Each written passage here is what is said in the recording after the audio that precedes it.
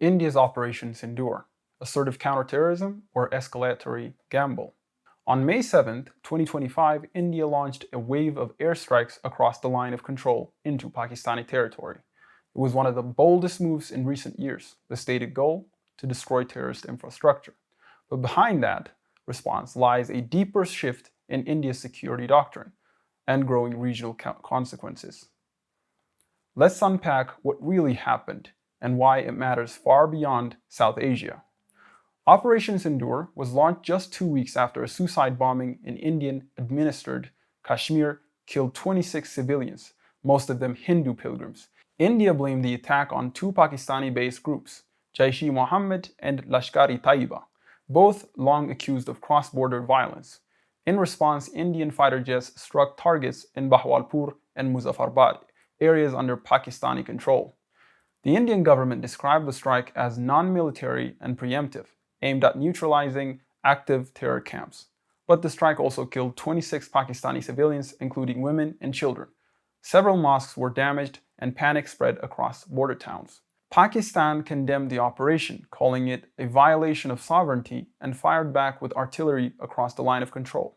What made Operation Sindoor different was its scale and its message. India struck multiple sites, made the action public, and followed it by suspending the Indus Water Treaty, one of the region's longest-standing diplomatic agreement.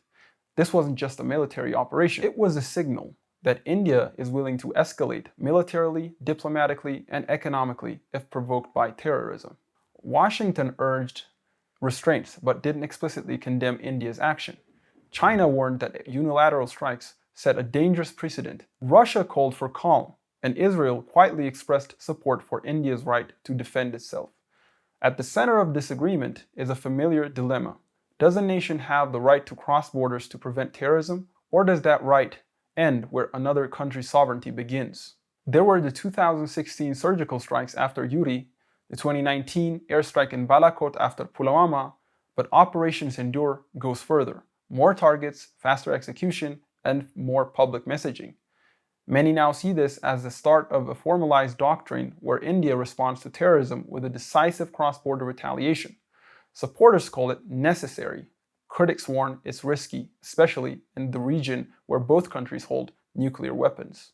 The regional fallout, the consequences go beyond India and Pakistan.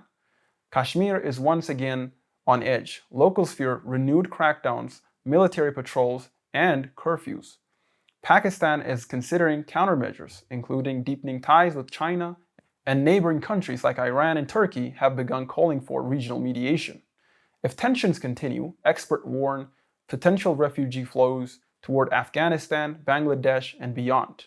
Bottom line, India's Operation Sindoor was a response to terrorism, but it also suspended a treaty, killed civilians, and brought two nuclear states closer to confrontation. This moment could mark a turning point not just for India's counterterrorism strategy, but for how conflict is managed in South Asia. Will assertiveness lead to security or greater instability? Only time and the next decision will tell. I'm Jonas Anviko, and this is Analytica Today. What do you think? Was Operation Sindoor a necessary response or a dangerous precedent? Let us know in the comment, stay sharp, and see you next time.